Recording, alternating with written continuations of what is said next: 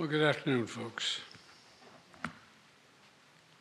It's been a busy couple of days for all of you. Let me begin by thanking Director Young. You know, you've heard me say this before over the years. My dad had an expression. He said, "Don't tell me what you value. Show me your budget. I'll tell you what you value." Don't tell me what you value. Show me your budget, and I'll tell you what you value.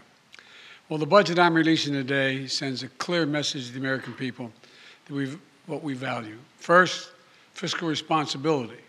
Second, safety and security. And thirdly, the investments needed to build a better America. The first value is fiscal responsibility. The previous administration, as you all know, ran up record budget deficits. In fact, the deficit went up every year under my predecessor. My administration is turning that around. Last year, we cut the deficit by more than $350 billion. This year, we're on track to cut the deficit by more than $1,300 billion. $1,300 billion.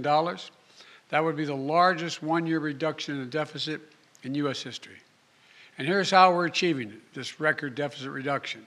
First, we're growing the economy. We've created a record 6.7 million jobs since I took office, and we've generated a GDP growth of 5.7%, the best economic growth we've seen in this country in over 40 years. This has led to substantial increase in government revenues and dramatically improved our fiscal situation. Secondly, this record economic and job growth has made it possible for us to responsibly and significantly cut back on emergency spending. Early in the pandemic, it was right to give people help to make ends meet and to keep this economy going. But because of the progress we've made dealing with these emergencies, the labor market is strong and unemployment claims are at historic lows. We ended the pandemic unemployment assistance programs because Americans are back to work. I'm calling for new pandemic subsidies for large businesses to not continue those because those businesses are back and moving again as well.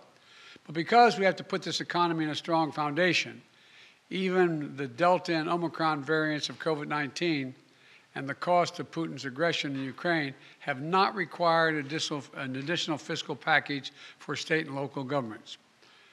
But we still spend what we need to spend to continue to fight COVID. But those expenditures will be dramatically less than last year. Compared to 2020, we're reducing the size of the deficit relative to our economy by almost 2/3, reducing inflationary pressures, and making real headway cleaning up the fiscal mess I inherited. After my predecessor's fiscal mismanagement, we were reducing the Trump deficits and returning our fiscal house to order.